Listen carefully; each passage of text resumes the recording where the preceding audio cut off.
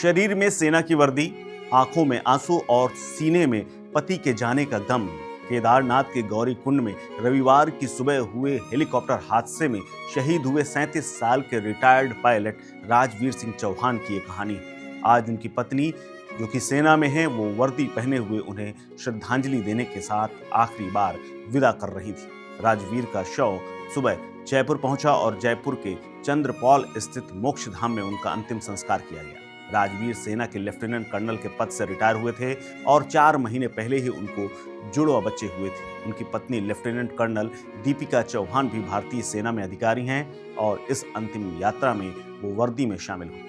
पिता गोविंद सिंह चौहान ने नम आंखों से कहा कि हमारे परिवार पर जो वज्र टूटा है, हम उससे टूट गए हैं। लेकिन उनकी पत्नी जो कि खुद सेना में है, वो खुद अपने आंसू नहीं संभाल पाई और बार बार राजवीर की तस्वीर को देख करके रो रही थीं, सुबक रही थीं और अपने हाथों से उनके ऊपर पड़ने वाले तमाम फूलों को साफ कर रही थीं, क्योंकि ये मौका था आखिरी विदाई का। आपको बता दें कि राजवीर हेलीकॉप्टर क्रैश में मारे गए हैं। राजवीर की लाश बुरी तरह झुलस गई थी, इसलिए उनका चेहरा भी पहचान में नहीं आ रहा था। इसीलिए परिजनों को अंतिम दर्शन के समय उनका चेहरा नहीं दिखाया गया। बड़े भाई चंद्रवीर ने अंगूठी और घड़ी देखकर ही भाई की पहचान की। पुलिस ने पुष्टि के लिए राजवीर और चंद्रवीर के डीएनए की जांच के लिए नमूने भी लिए।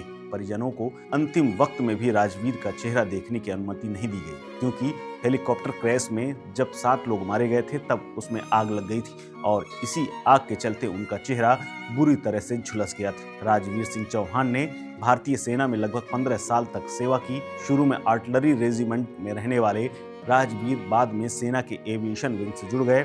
पठानकोट में तैनात रहते हुए उन्होंने कई जोखिम भरे मिशनों में हिस्सा लिया था। 2024 में उन्होंने सेवानिवृत्ति ले ली थी और निजी क्षेत्र की हेलीकॉप्टर कंपनी आर्यन एविएशन में पायलट के पद पर ज्वाइन किया था। उनकी पत्नी लेफ्टिनेंट कर्नल दीपिका चौहान भी भारतीय सेना में पायलट हैं। 4 महीने पहले ही उन्हें जुड़वा बच्चे हुए थे। राजवीर की मौत की खबर से पूरे इलाके में सन्नाटा छाया हुआ है। आज उनके घर में बड़ी संख्या में लोग अंतिम विदाई में शामिल होने पहुंचे। शास्त्री नगर स्थित उनके आवास पर सुबह से ही रिश्तेदारों और पड़ोसियों का तांता लगा हुआ था। मुख्यमंत्री भजनलाल शर्मा ने भी इस घटना पर गहरा शोक जताया था। इसके अलावा तमाम नेता भी उनकी इस आखिरी यात्रा में शामिल हुए हैं। दिवंगत आत्मा की शांति के लिए सभी ने कामना भी की है। पूर्व मुख्यमंत्री अशोक गहलोत ने भी राजवीर सिंह के परिवार के प्रति अपनी संवेदनाएं व्यक्त की, लेकिन आज अंतिम सफर के दौरान उनकी पत्नी को देख करके सबके चेहरे झुके हुए थे और आंखें नम थी। इस खबर में फिलहाल इतना ही। अपडेट्स के लिए बने रहिए वन इंडिया हिंदी के साथ। नमस्कार।